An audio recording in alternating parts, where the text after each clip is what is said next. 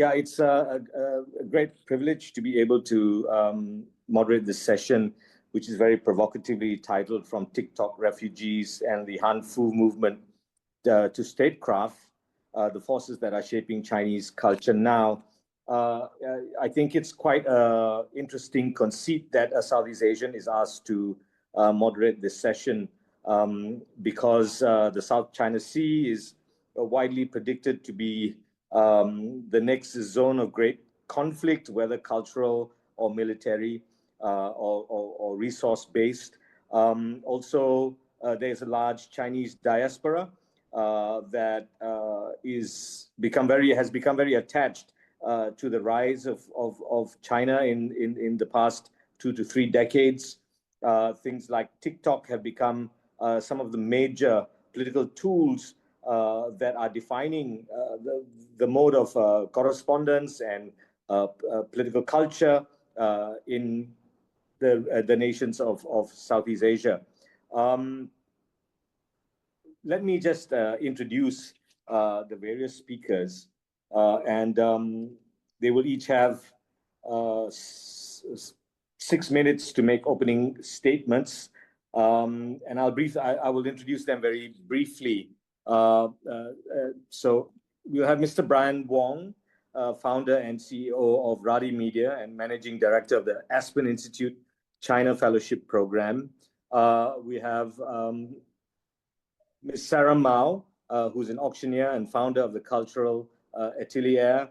And we have Dr. Heather Inwood, who is Professor of Modern Chinese Literature and Culture and a Fellow of Trinity Hall, University of Cambridge, and Professor Chun Mei Du, who's Head and Associate Professor, Department of History, Lingnan University. Perhaps before opening statements, there can be a provocation. Many years ago, I was present at an interview with the Chinese filmmaker Zhang Yimou at the British Film Institute soon after his many decades ago success of films like Raise the Red Lantern and To Live. And he was asked a very pointed question about censorship. And he talked about being a citizen and the need to grapple with and confront censorship in all its appearances and forms.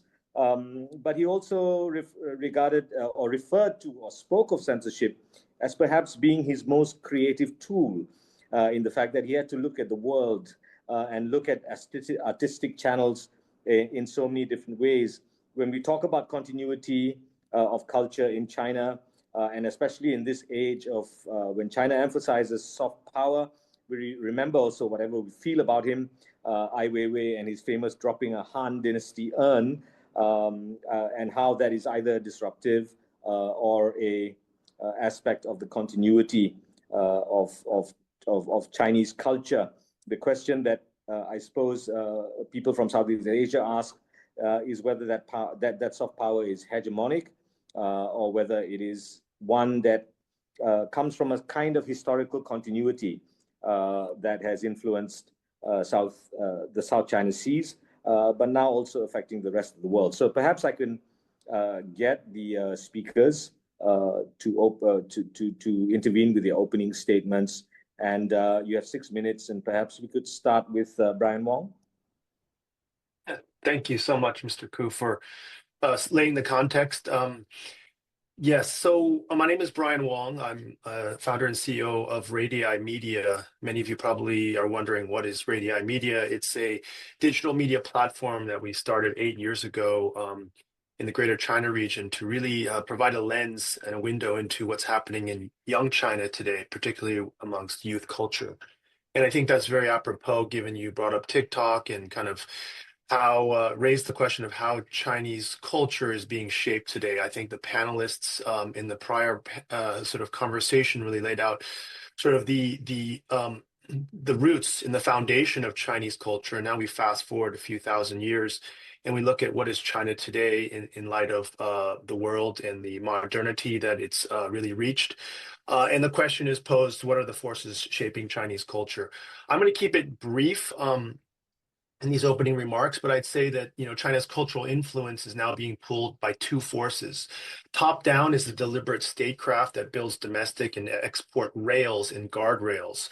That's the top down vis-a-vis government, and bottom up is a faster, messier surge of bottom-up scenes, games, toys, platform, fashion that travel further because they feel native to the internet. And I use the word internet specifically because I want to lay out 4 points that are really defining Chinese culture today. The first is platforms as portals and what I call the reversal of the firewall. You talked about TikTok refugees. There was also the red note migration that happened when TikTok was threatening to or being threatened to shut down. And what that did is provided a window for many Americans and people overseas into kind of a new China. And I would say that this sort of reversal of the firewall was really providing organic encounters that are driving soft power, or China's soft power, faster than official diplomacy, this sort of top-down effort. This has given the rise to something that some experts call an algorithmic cosmopolitanism versus traditional cosmopolitanism, which was dictated by diplomatic relations and sort of propaganda narratives. In a digital world where content is presented based on users' likes and preferences and interests driven by algorithms and not a national agenda or narrative that the state defines, this sort of cultural exchange is much more organic. It's much different from what we've been used to in the past, and it often has no conscious intent. So this sort of platform as a portal is one phenomenon. And people diplomacy vis-a-vis these platforms are basically the new cultural embassies, not built by governments, but actually by technology. And we can get into that more. The second is the rise of hybrid aesthetics. You talked about sort of this Hanfu revivalism, so to speak. And we can look at heritage as innovation. Many of the previous speakers talked about kind of Chinese culture and history, and that is actually experiencing a revival, mainly because China's young sort of creative generation is looking back to its roots, to its ancestral and traditional culture, but they're mixing it in a way that is very unique. We're going to talk about kind of video games and movies and fashion. Black Myth Wukong is going to come up. Ne Zha 2, the film, the highest grossing animated film ever. Black Myth Wukong was the highest grossing AAA video game ever. These are emerging with a mix of heritage plus modernity. You can look at the latest Adidas line, The Power of Three. They just released last month. It's one of the best-selling sort of fashion brands that mixes Hanfu jackets with Chinese streetwear culture and fashion. So this is an interesting creative hybridity that is indicative of what's happening amongst youth. And then third, I'd say statecraft versus statecraft and soft infrastructure. As I mentioned at the beginning, China, rather than building sort of traditional soft power relying on narratives like Hollywood style or CNN News, they tried that at the beginning. I don't think it was so successful. But now what they're doing is building infrastructure and platforms that are the pipes by which the culture is distributed, but it's actually the organic kind of grassroots youth that are filling those pipes. And then finally, culture under constraint, innovation in a machine age. As someone referred to in the last panel, despite what people would call constraints or even censorship, youth are actually leveraging this dynamic and becoming even more creative in how they express themselves. There's coded language in how they talk, how they act, how they dress. And there's vibrant subcultures that we cover in Radii all the time, whether it's Ghost Fire Boys, who are young kids who basically soup up Yamaha motorcycles that are and take dangerous acts and film them because they're trying to express themselves within a confined sort of social economic environment. Too cool fashion, bureaucratic shit, countryside aesthetic. We can talk about these fashion styles that are coming out and the language they use because of this machine age. So that's how I would summarize my view on what's shaping Chinese culture today and how it's spreading through the world. Thank you, Brian. Thank you. That was very illuminating. I think we're going to return to some of those things, in particular, the reconstruction of heritage, and other questions about young people and a kind of almost chaotic anarchist approach to reinventing culture. I think I'm going to open and invite Sarah Mao to make her statement, please. Hello, and hello, everybody. Thank you very much. It's wonderful to be here and be part of this conversation. My name is Sarah Mao, and I'm based in Hong Kong. I've spent over 15 years at an auction house as a Chinese modern painting specialist. I've also spent time leading art and luxury education programs in Asia and also developed strategic partnerships in the region. I now lead my own consulting collective called the Culture Atelier, and that's really focused on empowering clients and corporations to create their cultural identity through collections, education, and legacy planning.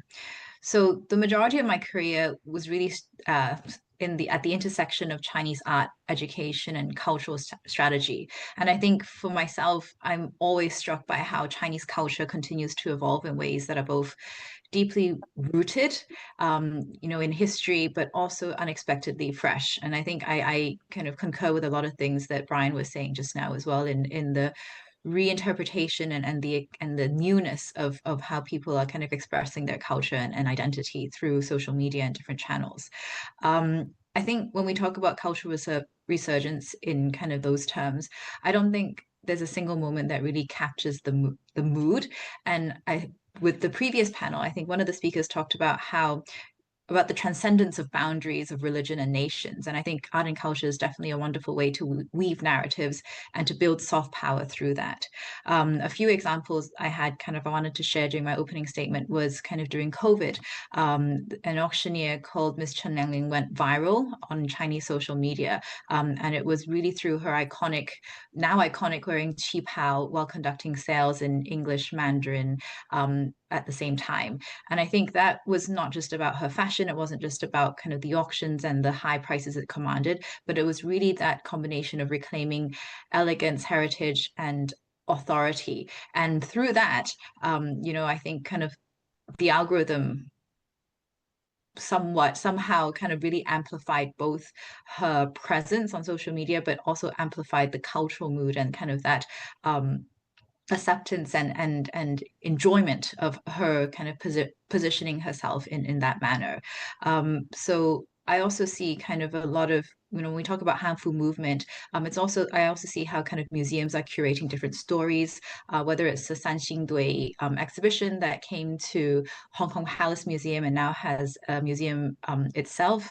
For example, it wasn't just about kind of preservation of relics and artifacts and bronze masks. It really kind of brought history to life and kind of were symbols of identity that were reimagined for today and for kind of a much wider audience. From kind of moving on to collectors, for example, very notable Chinese collector Liu Yiqian and his wife Wang Wei also established private museums in China. The Long Museum, for example, in Shanghai is a brilliant example of that narrative and juxtaposition of both art and storytelling. Collecting both Modigliani paintings next to Ming tapestries to tankas and iconic paintings and that chicken cup. So the acquisitions are not just about trophy collecting, but they're very, very provocative and really sets a great tone and a backbone to how cultural conversations can be held in China and how kind of storytelling can integrate different cultures and different kind of ways of narrative. So beyond China, kind of from where I see, there's also so many different kind of exhibitions that are showcasing, China's cultural heritage from the past. So exhibitions at the British Museum, at the Met, and weaving them into contemporary artists. I know you mentioned kind of Ai Weiwei as well. So it's also kind of a wonderful way to shape how Chinese culture is understood, remembered, but also reimagined in kind of this new contemporary lens. So whether it's kind of talking about Dunhuang and Buddhist sculptures, and that cross-section of understanding, kind of appreciating Buddhist sculptures, but also a lot of viral photos and Instagrammable, red note spots of people riding camels. I think it's also become very participatory rather than being kind of a passive understanding of culture, and invites people to take a part of it. So that's kind of pretty much what I want to share for the beginning, and I look forward to the conversation that's going to follow. Thank you, Sarah. Lots of things there to raise as well, in particular, the politics of these conversations and the politics of institutions and private collections, and what they actually say about the identity of Chinese culture within particular locations. But let me call on Dr. Heather Inwood to give us her 6 minutes, please. Thank you so much, and thank you for having me today. It's wonderful to be here with you all. So yes, I'm an associate professor at the University of Cambridge, where I teach modern Chinese literature, popular culture, and cinema. And what I want to talk about today is drawn partly from my own research, which I'll say a bit about in just a moment, but also partly from my experiences teaching students from the US, the UK, and from China and Hong Kong and elsewhere in the world over the last nearly 20 years or so, and how impressions about China and the topics students are interested in writing about Chinese culture have shifted over the last 20 years. So just a quick word about my own research. My first book was about contemporary Chinese poetry, and I was very interested in the ways in which contemporary kind of avant-garde poets are navigating this new digital media environment in order to form communities and explore new ways of making poetry meaningful in the digital age, which was often quite kind of boundary pushing. So I was looking at this explosion of poetry writing in the early 2000s when poets were very excited about these as we were just hearing, these more participatory modes of engagement on the internet. And my current interest is in contemporary popular fiction, particularly online genre fiction. So I've just finished writing a book about what I call netfic, Chinese internet fiction, all these weird and wonderful genres of popular fiction that are being consumed by hundreds of millions of readers in China and increasingly elsewhere around the world. So there's much more I could say about that. But my talking points for today, I think my biggest interest is in this gap between what Brian just referred to as the more top-down uses of culture and these more organic bottom-up uses of culture, not just in mainland China today, but around the world as well. And where the question of coolness comes in, what makes Chinese culture cool in the world today? Who perceives it as cool and why, and on what kinds of terms? And I think very often the types of Chinese culture that are being produced that really resonate with audiences globally are the kinds that don't seem to have too much of an obvious kind of statecraft intent built into them, that are not kind of really explicitly trying to promote traditional Chinese culture or perpetuate a particular narrative of cultural continuity or anything like that. And some of the video games, for example, and the online novels, which really strike a chord with international fans, the Chineseness in them is not necessarily all that obvious to begin with. So I'm interested in how soft power actually is most effective, I would argue, when it occurs in a very organic way and when audiences themselves get to determine the stakes and the reasons why they find culture appealing. So if I bring that back to my engagement with young people over the last 20 years, there's been quite a shift in the last, I would say maybe the last 5 years, in the kinds of students we're getting applying to Cambridge to do Chinese studies as an undergraduate degree. And it used to always be the case that the Japanese studies department would have a lot of students who were drawn to Japanese studies because of, J-pop and anime and manga and all, the Japanese otaku culture and the sense of Japanese coolness. But actually, there's been more of a shift towards students applying to do Chinese for similar reasons nowadays. So they're becoming fans of particularly danmei fiction on the internet, but boys love fiction featuring two male protagonists in romantic relationships. They get deeply involved in these online fandoms surrounding these types of, quite socially progressive genres of popular fiction. And that's their initial exposure to Chinese culture. It's not anything traditional at all. It's something really very contemporary and in their experience quite edgy as well. So this coolness is emerging not from a very top-down statecraft approach to culture, but from something much more bottom-up and organic. And I think that's where a lot of the potential will lie in the use of Chinese popular culture for kind of increasing awareness of Chinese culture around the world. So yeah, the second point related to that is the Chineseness essential in the first place? Or is Chineseness just a kind of a secondary characteristic of texts that are appealing for other reasons other than the fact that they originate in mainland China themselves? So that's what I would say to begin with. Thank you, Heather. There was, again, lots of things to return to, in particular, the restlessness of young people and what that actually kind of would lead to. Finally, I'll call on Professor Chunmei Du to give us her 6 minutes before we break into conversation and questions. Okay. All right. Thank you, Mr. Gu. My name is Chunmei Du. I'm an associate professor and head of the history department at Lingnan University, Hong Kong. My specialty is modern Chinese intellectual and cultural history. So I hope to bring some historical perspective into this dynamic panel discussion.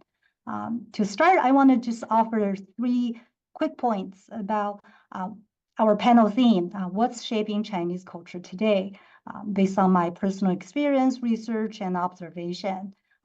First, I think the Chinese diaspora and youth are powerful cultural engines in this transformative process. Overseas Chinese, especially students and young creators, are acting as cultural messengers and interpreters. Through platforms like TikTok and Red Notes, they carry ideas across borders and remix and reinvent them into something at the same time hybrid and while being original. So take the so-called Hanfu, Han costume revival movement as an example, even though, and I would argue, perhaps because they are abroad. Many students have organized public events and built communities that pushed Hanfu into global view. And then they bring them back into China with new meanings. So this intermediary role is not new. Since the 19th century, students educated overseas have been catalysts for China's political, economic, and cultural transformations. One of the spokesmen of Confucianism in the early 20th century is an overseas Chinese from Southeast Asia. He was educated in Britain and then discovered his Chineseness only in his late 20s. And then that brings me to the second point, where this revival energy comes from, and whether it's a product of organic growth or deliberate statecraft.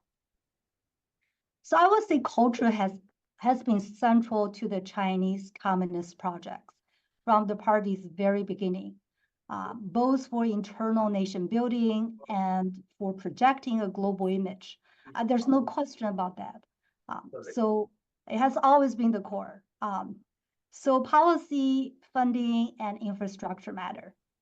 But we should also distinguish between state nationalism and grassroots nationalism. So state nationalism is top-down, planned, institutional, and in contrast, grassroots nationalism is more bottom-up, more spontaneous, and in the digital era, it's often amplified by user-generated content at a massive level and at an unprecedented speed. So grassroots nationalism follows its own cultural, economic, and I would say emotional logic. Sometimes it overlaps with state goals, but other times it diverges and even pushes back. We have seen incidents where, Chinese anime fans wearing Japanese kimono in public were condemned. These are moments where bottom-up emotions kind of outpace official messaging. So if that's the landscape, what does it mean for China's soft power? So my third point is that Soft power grows from everyday life. Much of China's cultural influence now travels through micro-level content. Fashion trends like Hanfu, like cooking videos, neighborhood scenes, everyday lives, the kind of stuff that feels authentic and connective at the personal level. So this kind of soft power is often more effective than formal propaganda campaigns. And that has policy implications. The state should prioritize people-to-people exchanges, make room for authentic stories, and stay attentive to lived experiences and human connections. So to sum up, if we want to understand and engage China's cultural development and influence, I think we need to watch what happens on the small screen and at the micro level as closely as on the big diplomatic stage. Okay, thank you. Wonderful. I want to return to that notion of emotional logic. I think so many of the things that we're discussing here are actually subliminal in nature. And I suppose when you talk about TikTok and TikTok refugees and the whole digital experience, it's giving the term samizdat a whole new impression. But I'd like to urge listeners, please, to, if you have questions, to post them up here, and I will post them to the conversationalists. But in the meantime, perhaps I can gather everyone together and we can begin a kind of conversation, and with a few provocations from things that had been said, I will use moderator's privilege to perhaps ask the first question to everyone. Southeast Asia, in Malaysia, for example, we've had a very long relationship with both the great powers between the trade winds, that is China and India, both of whom have announced kind of soft power policies in recent years, overseas Chinese, overseas Indian citizenship, that kind of thing. And there's been a great deal of debate in the past just a few months actually, about what the nature of Chinese influence and what the nature of Indian influence has been on China, on the Southeast Asian region over the centuries. Southeast Asia, of course, possessing one of the largest Chinese diasporas and not insignificant Indian diasporas within its region. My question to the panelists is really quite direct and simple, which is, should we fear soft power? I'd be happy, Mr. Koo, to jump in on that, if that's okay. I don't think we should fear soft power, but rather celebrate it so far as it enhances our lives in whichever country we're in. I just actually ironically came back from Penang 2 days ago, and one of the things the group and I were admiring is the fusion of cultures that exists in that state, in Georgetown in particular, the richness of the blend of Malay, Chinese, Indian, European, and Middle Eastern, and in the way that it harmoniously integrated. And we argued that Chinese sort of globalization, Chuhai, is not happening now. It happened over 200 years ago in Southeast Asia, and we can see the beauty and the impact of that that improved and made the civilization even more rich and diverse. So I think so far as soft power can enhance a local culture, it should be, really valued, and then figure out how that can really be a positive for the local community. And I think one of the things, particularly as an American Chinese who grew up in the States and spent 25 years in China, you sort of can see the best of both worlds, and you almost hope that both countries can take the good from each and integrate it within their communities. And I think at this time, both sides could benefit from a little bit more of what each provides. Anyone else willing to respond to that? I could say something next. I mean, I agree that soft power in itself is not inherently bad, and in as much as culture can be used to enhance mutual understanding across cultural divides, then of course that's a positive thing. But if we go back to the original definition of soft power put forward by Joseph Nye in 1990, then we need to remember that the purpose of it is ultimately power. It's not softness, it's power. So he defines soft power as the ability to obtain preferred outcomes by attraction rather than coercion or payment. So I suppose the question we need to bear in mind is, what are those outcomes that are being desired by any given country when they're employing soft power for particular purposes? And are those outcomes beneficial to the countries who are buying into the soft power, or the regions who are buying into the soft power? And I can certainly think of cases where soft power maybe is at odds with some of the actions that the US government might be taking in certain parts of the world that are not beneficial to local populations. And the same is the case for many countries. Same is true of many countries, of course.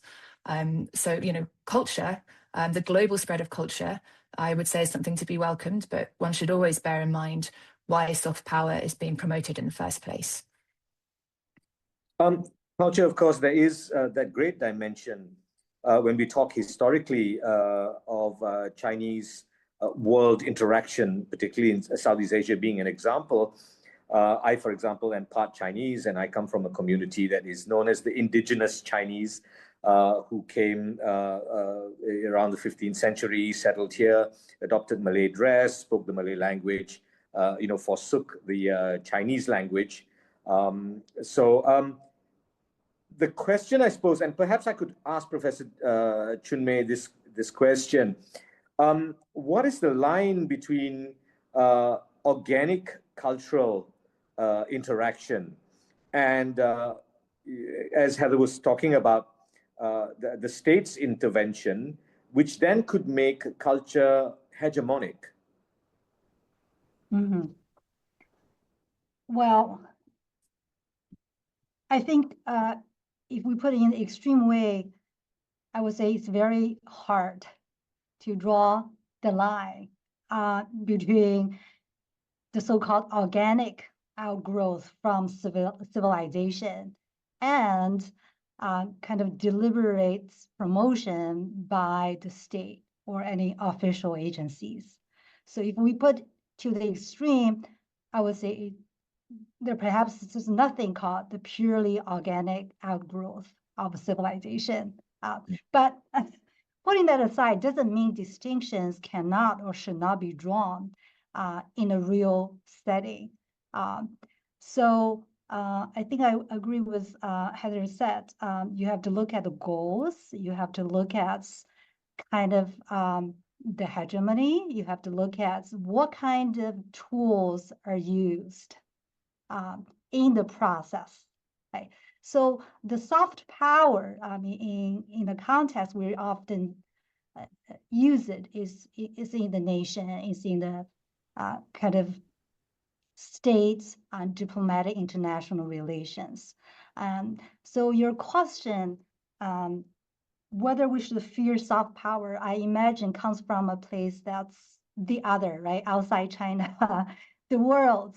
And that's why there's the question, should we fear China's soft power? It reminds me something very different. So in after World War I in Europe, there was kind of a fear of kind of what they call the Eastern civilizations, Oriental civilizations, cultures, and mostly they were talking about religions. And then, of course, the more familiar we have civilizational clashes. Right? Can civilizations coexist? Can they collaborate? Or fundamentally, they will clash? They are often, discussed and debated in a different context, not necessarily in the international relations and state operations. But I think they're also connected in a way.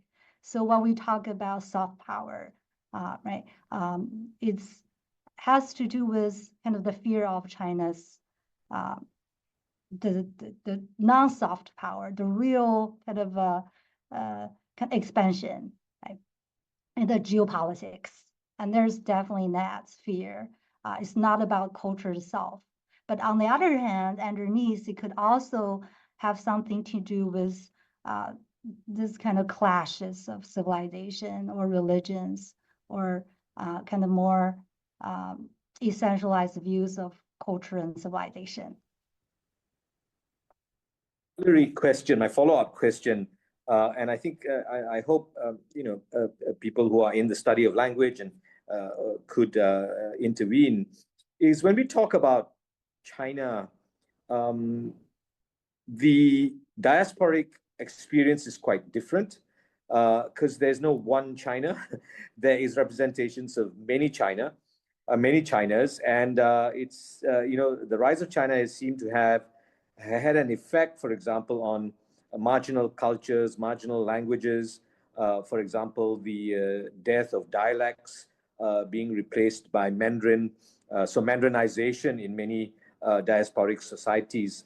So, Professor Chinmay, I mean, what China are we actually talking about, especially for us on the outside? And maybe Sarah could also experience this being in art and the experience of the many Chinas as compared to the one.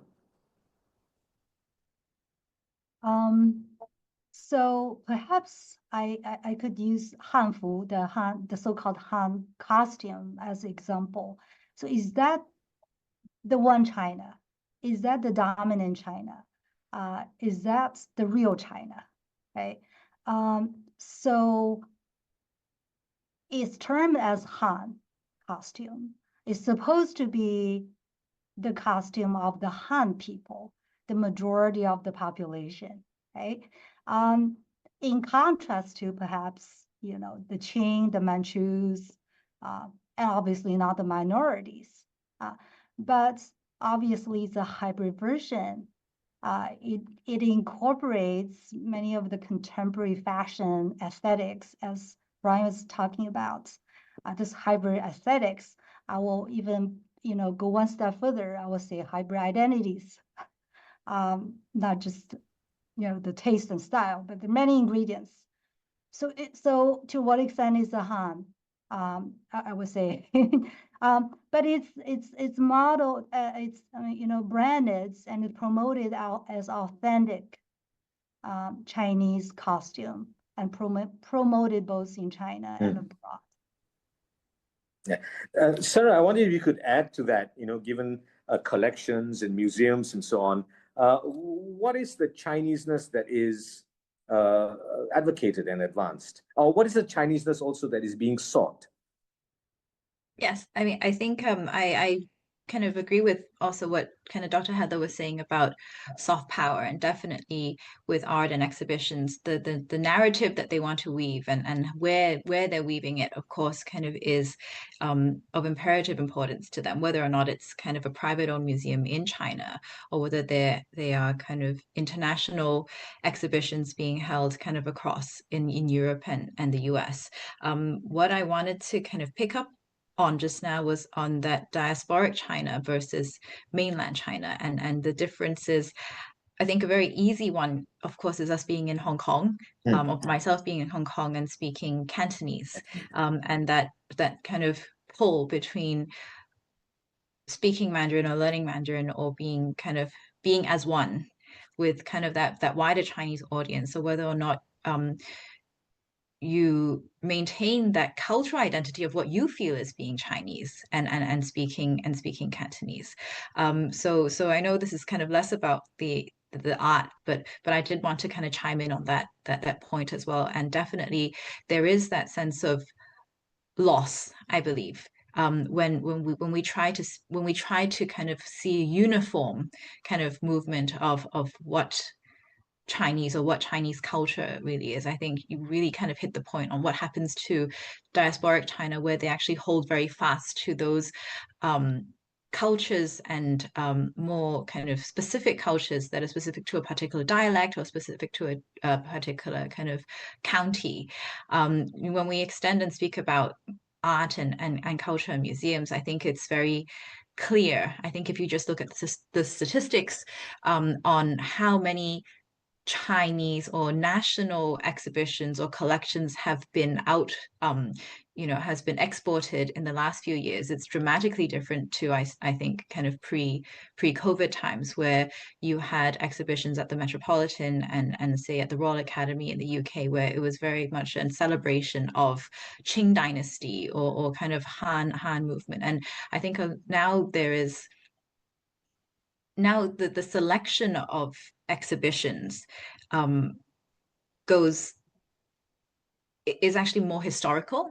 So in the past, where you would kind of have a 100-year gap and have contemporary Chinese art exhibitions, and then you'd kind of skip over about 100 years and go back into the Qing Dynasty. I think now you notice a lot of exhibitions outside of China will be very much focused on archaic or kind of even older cultures, focused on Dunhuang, Old Silk Road, or kind of Tang Dynasty exhibitions. And I think going back to that idea of what message they want to take from a top-down perspective, I think that's that's clearer when we look at the type of art exhibitions or curations that's happening.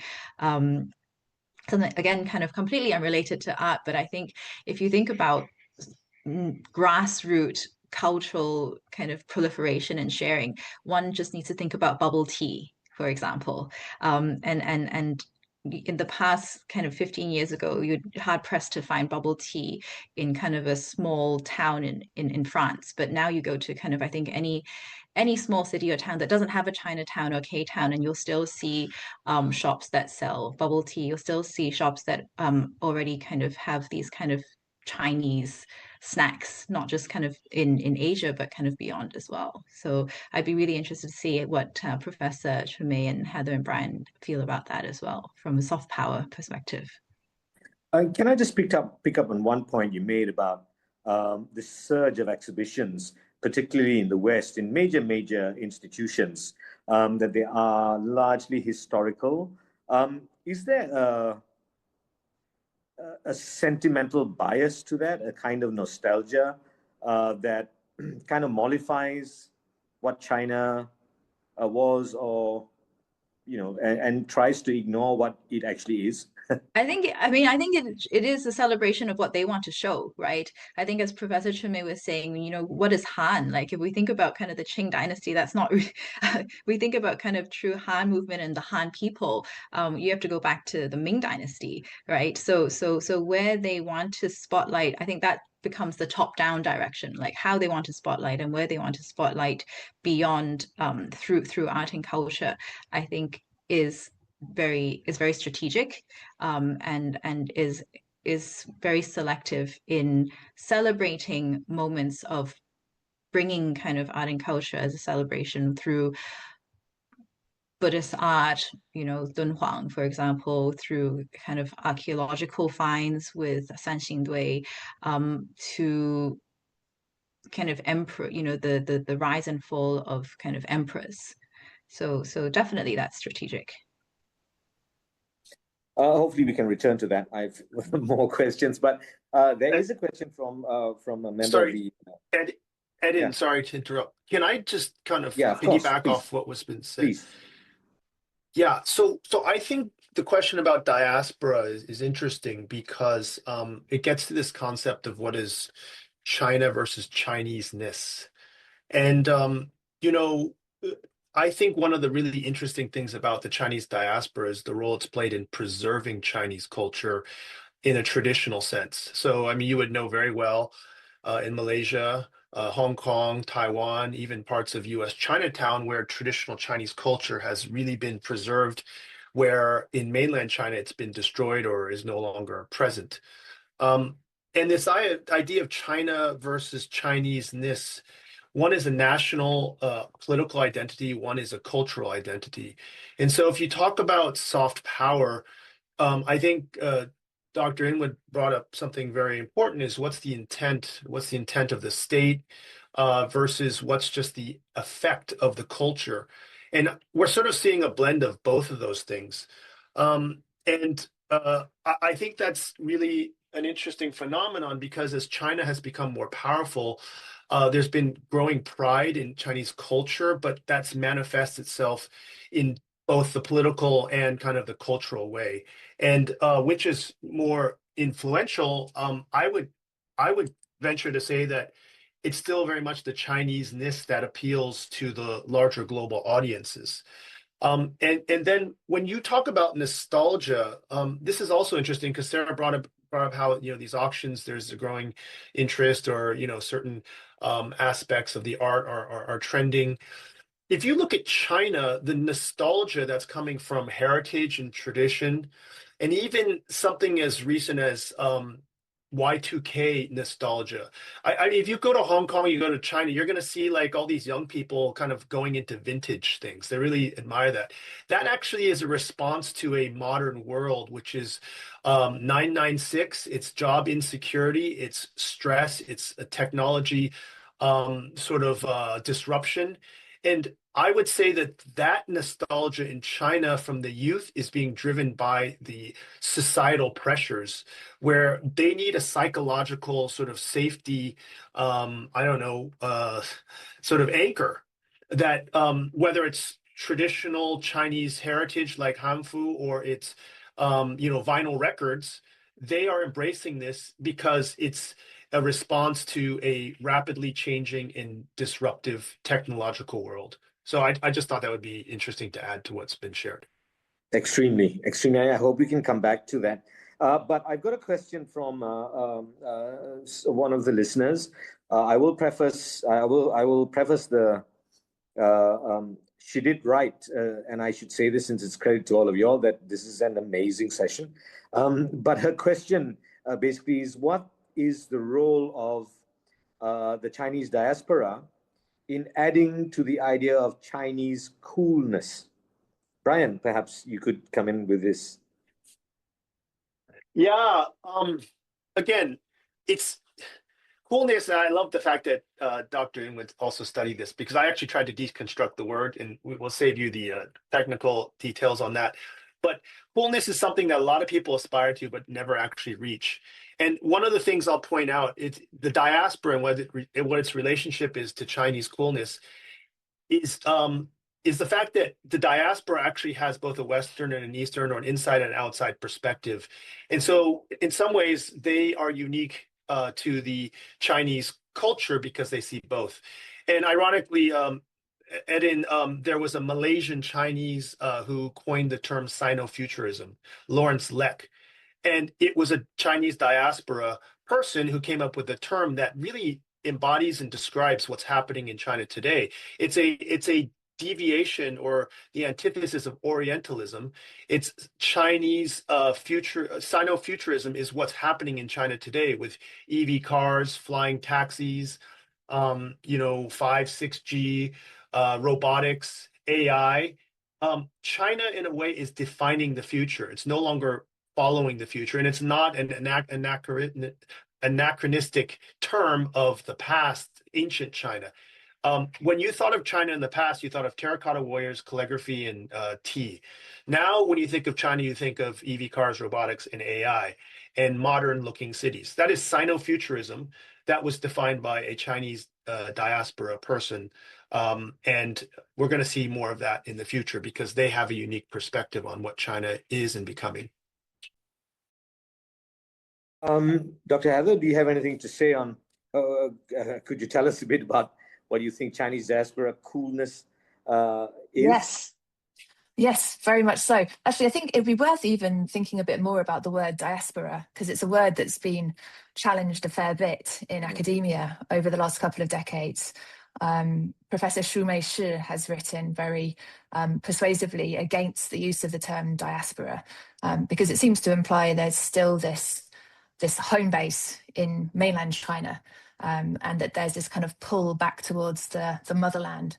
Whereas perhaps what's actually more important are the languages that people speak, and their cultural identities, as well as their sense of rootedness in the countries and the regions and the cities where they live now, which in many people's cases, despite being labeled as Chinese diaspora, might have been generations ago, that they last actually had a connection to China. So diaspora itself can be a slightly problematic term, I think, in some ways, in that it implies this tethering back to China, which may not actually speak to people's everyday experiences and identities in many parts of the world. But in terms of the role of, let's say, heritage speakers of Chinese languages in the plural around the world, or people who have some family connection to Chinese culture, I think they, as Brian was saying, I think these people are playing an incredibly important role in kind of mediating China for other communities around the world. And a lot of that mediation is taking place through language. So a great example of this is the role of Chinese speakers, say in the US and the UK and Canada and Europe, in translating Chinese internet fiction into English and other non-Chinese languages. And they're not just translating the text in a way that makes sense to the local populations and languages outside of Chinese, but they're also translating the cultural references and making sense of it for these different readerships around the world, and kind of, in a way, making it possible to become cool, not necessarily making it cool, but making it accessible, and thus allowing it to continue to have a life of its own once it's left its language and culture of origin, once these texts are able to travel more freely in different communities. So a lot of the most influential translators have been heritage speakers of Chinese who are also obviously very conversant in the cultures and languages where they currently reside. And there's lots of really interesting kind of fireworks, cultural fireworks going on in the communities around fan fiction as people encounter Chinese historical facts and references and things for the first time and mix it up with their own interests and experiences, and all kinds of interesting things are emerging as a result of these interactions and collisions. Okay, as I wait for other questions, let me just pose this to you. I'm very interested in the language, Sino-Futurism, algorithmic cosmopolitanism. So I'm very interested in exegesis because what is the enduring or staying power of such terminology? I open it up to, well, Brian, you were the one who brought up algorithmic cosmopolitanism. So what is the enduring power of such language? Well, look, I think these terms define a new world that we're venturing into. And just to riff on a language theme, the latest joke at Facebook is to be a successful AI team member, you need to know 2 languages. One is Hack, which they use to do the programming, and 2 is Mandarin, because everyone in AI is from Tsinghua.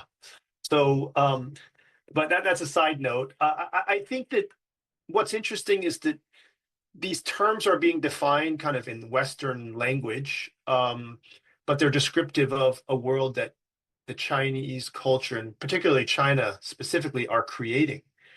And, algorithmic cosmopolitanism is an export of, you could say, is an export of China, because the content was created in China and it's being distributed through Chinese platforms, TikTok and RedNote. Of course, there's some on IG, but the whole point of this is that, you're taking the human element out of it, and suddenly you've got this algorithm that's defining how people interact, and that is a whole new phenomenon. Sino-Futurism is just taking the elements of what's happening in China today that, probably Lawrence Leck dreamed about in the early 2000s when he coined the term, but now it's a reality. And so I don't know. I don't know if it'll stay with us for 10 years. I mean, some say it's already out of fashion. But I think those are the clubbers who had a whole view of Sino-Futurism in terms of nightlife. But I think in terms of everyday society, it's very much there. And, what it's going to become is really going to be defined by how these societies evolve. One of the reasons I ask this question of endurance is when you're dealing with not just terminology, but such fleeting experiences in culture, what is its enduring power, especially when it comes into confrontation with the state?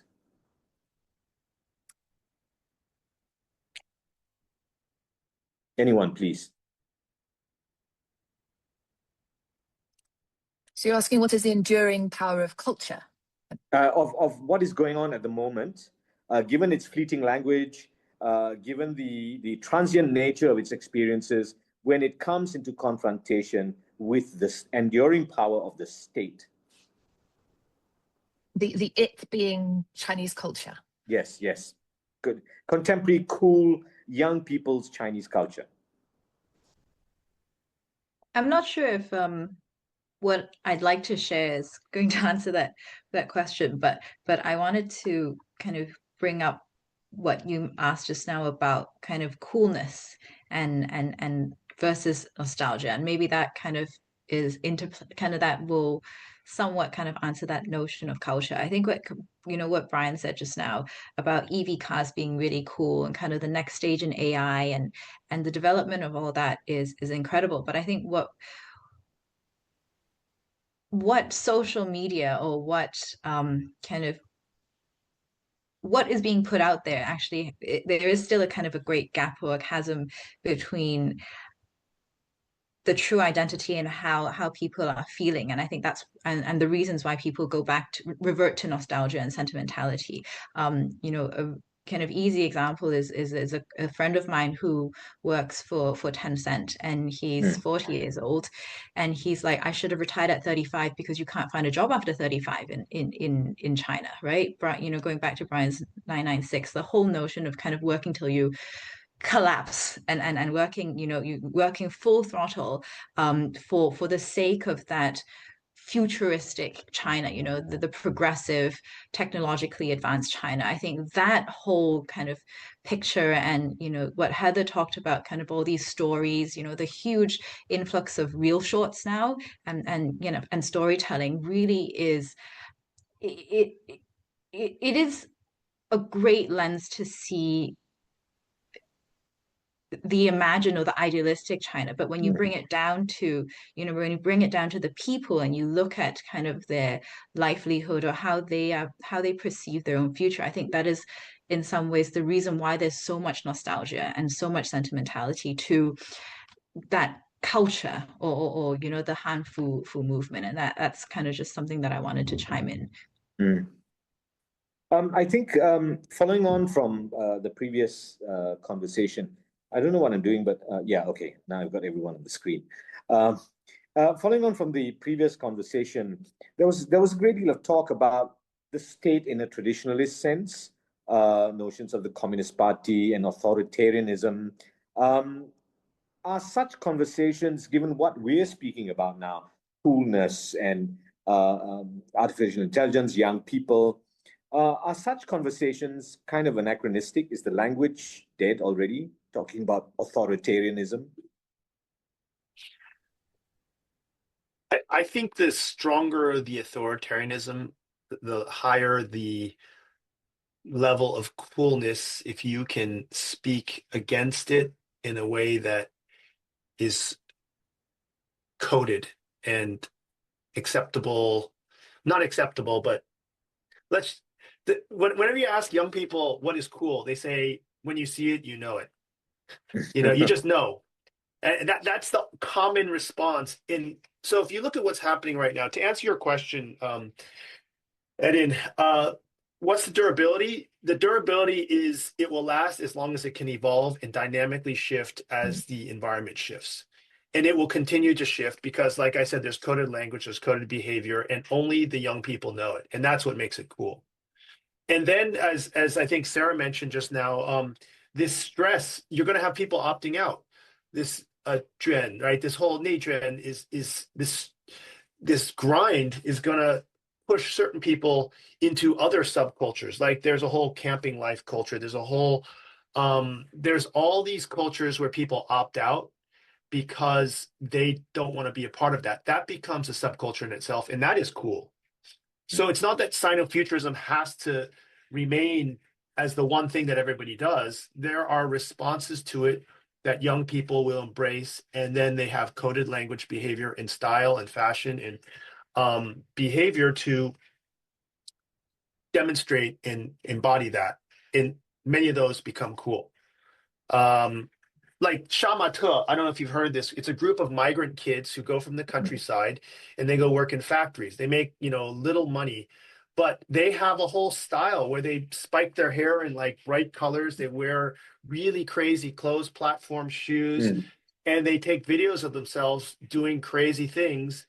And, that is their form of self-expression. These are migrant kids who don't have a great future, yet they've created something of interest and community for themselves. You have, these kinds of phenomenon that are happening amongst youth that demonstrate that, yeah, the coolness will continue as long as they kind of evolve and transform with what's happening. Heather and Professor Chinmay, where is history in all of this? Where is, for example, Sun Yat-sen or Lu Xun? Where are they in the consciousness of young people? Apart from posters, which I myself have and I can buy, they've become memes and things. So where are young people in sort of the Sun Yat-sen and Lu Xun's vision for modern China? No, I mean, where do Lu Xun and where does history in the form of things like the May 4th movement, Sun Yat-sen, Lu Xun sit in the heart of young Chinese people today? What are the roles of history and traditions in the current cultural imaginations? Right, that's your question. Well, Kind of. To create new, you need the old, so-called old. Especially if you want to create Chinese culture, authentic Chinese culture, you need to incorporate, adopt, refer to the Chinese cultural elements and historical traditions. Again, the concept of invented traditions, right? So sort of you borrow from them, but a lot of that has to do with what do you need in the current environment, and then you mixing with kind of a difference, the East, the West, the Chinese, the Japanese, the Korean, the Southeast Asian. And that's why we were talking about, overseas Chinese, why they play such important role is because this creative hybridity, it has give them advantage, but also give them kind of allowing them to do more, to transform, but in a way that is understand, and that can be legible by multiple audiences for people inside China and outside China, right? So they basically speak in multiple languages and put them in a way, regardless it's the Hanfu, it's bubble tea, it's the Hei Wukong, the new video games, right? They have to put in them in the language that are legible to the global audiences. If they're only speaking the Mandarin in the local dialects, they're not going to sell. I mean, they're not going to communicate. They're not going to echo. So, so history and tradition do play a very critical role in this. And, but I wanted to sort of talk a little bit about your earlier question, if I may. I don't have a good answer to it. It's more like I want to ask the panelists who have more experience in this. So the algorithm cosmopolitanism, right? The AI, and authoritarianism, sort of techno authoritarianism, more so nowadays, right? The technology, but that's the old question, sort of, right? Does technology enable, or does it enable more grassroots and agencies, and or does that enable the state? And where does global capitalism play? I mean, what role does global capitalism play in this story? I haven't heard money, but this is something I would like to hear. And perhaps some of the panelists who have more experience in this. You know, we can't just talk about culture as culture, or just culture as the state. And there's an important part missing here. I'm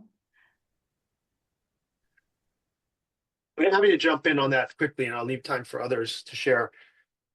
Professor Du, I think it's a very important part of the system. It's part of the state pipes that promote culture, whether it's intentional or not. But commercialism is a huge driver of these platforms, whether it's digital content or product. And look at Labubu, for example. Sure, there was a creator of the doll, but the most powerful thing about it was its commercial model, blind boxes and hype through commercial distribution. And the same thing is with like Haiti and these different food products. Like, what makes them unique, what makes them powerful is their ability to brand and distribute. And these companies are highly efficient because they're very gen in China, and then they go globally, and it's like it's a walk in the park for them. So they're developing the muscles to create brands, to create distribution, to lower costs. Same with EV, all these technologies. And when they go global, they're very well equipped, which becomes part of the system that is the what I talked about, the rails of this statecraft cultural export. That would be my take up on how this plays into culture, the commercial aspect. Exactly the same could be said of internet fiction, of course. You know, China's exported the model for freemium consumption. So the Qidian model, whereby you subscribe to read novels online and pay a small amount and you get the regular updates sent to your app. The same model's being used with the international version web novel. So international readers of Chinese internet fiction around the world are adopting exactly the same way of consuming and paying for content, as has already proved to be so successful in mainland China. So, I mean, of course, that's part of statecraft, right? Exporting the particular economic models that are powered by global capitalism is the way of making sure that the culture spreads as far as it does and makes as much money as it does. And the global readership of Netfic is now making huge amounts of money for Chinese internet fiction platforms, but it's also making money for the authors themselves. So you now have authors of Netfic around the world who are writing Chinese internet fiction in languages other than Chinese, using a Chinese economic model and adopting genre norms and tropes and Chinese names, Chinese place names, Chinese historical context in their own novels. But the authors themselves are not necessarily Chinese at all. So that's a very interesting merger of kind of global capitalism, Chinese economic models, and mixtures of cultures coming together in a both quite top-down planned way, but also a very bottom-up spontaneous way that creates genuine enjoyment for people involved. Yeah. I think we've run out of time, but we do have maybe 2 minutes, 3 minutes. Would that be possible? Could everyone just kind of give me it's been very broad, very expansive, many things we could have touched on, like money, Professor Chunmei, but could someone everyone give me just a one-liner of about, how we could wrap this up in your from your point of view? Let's start with Brian. You started off. Let's wind it down with you. Look, I think it's been a fascinating conversation. I loved all the topics we talked about. I would say that this clash of state and grassroots is not necessarily a clash. You could call it a convergence in China, and that the players are figuring out a way to blend these together in a way that works for both. States have intention and they have aspirations, but I would say that what's really fascinating about China is that it's a multi-dimensional game that the grassroots are also playing with quite a bit of success for their own intentions. And then if you layer on the diaspora and how that fits on, we've got a very interesting mix, and I'm looking forward to what is ahead. Sarah, please. It's a difficult one to wrap up. I think probably on the consumerism note, I think probably one thing that we didn't touch upon was the kind of real-time live stream broadcasts that China's so kind of well known for, especially on like 11:11 times, where they're live streaming for 13 hours, and that being kind of a culture and kind of dimension in itself. But definitely I think kind of all the different kind of conversations we had probably leads back to something that the biggest reflection for me would be sitting within an auction house and seeing how the inflows and outflows of art is being kind of decided and placed. Whether Japanese museums are choosing to deaccession their pieces for the sake of their own culture, or international museums actively or even aggressively purchasing, art pieces of pieces of Chinese art to broaden and strengthen their collection. I think that's something that I would love to share and talk about kind of in later times. And I really enjoyed the conversation with all the different panelists. Thank you, Heather. Perhaps you could surmise.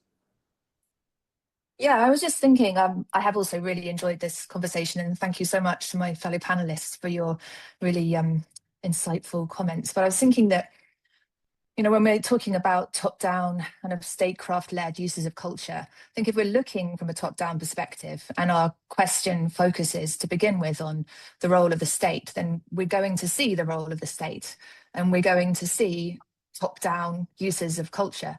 But the more interesting thing, I think, is always to look at the culture itself, to look at the actual products, the actual texts, the phenomena, the viral memes, whatever else it might be, and talk to the people who are actually consuming it, enjoying it, spreading it, producing it. And then the story becomes much more nuanced. We shouldn't only be looking at the kind of questions of control and hegemony. We should be looking at the processes of participation and how we as humans find very human, very idiosyncratic forms of pleasure in our engagement with culture. And that's not specific to any particular country. Thank you. Professor Chunmei, and then we'll wind up. Okay, thank you. So I think the forces reshaping Chinese culture today are, as we talked about, it's kind of a creative hybrid process. It is moving through channels that might seem unexpected, but I will also argue they're also familiar and historically continuous. The diaspora youth acting as cultural brokers, the revival of tradition that blends grassroots energy with statecraft, and soft power built from the grassroots level. And I think that's where the next chapter of China's cultural story is being written. Thank you. Thank you so much. Thank you to all the panelists. So thank you all very much. Hope we can keep in touch, and thank you for listening, and thank you to GIFT.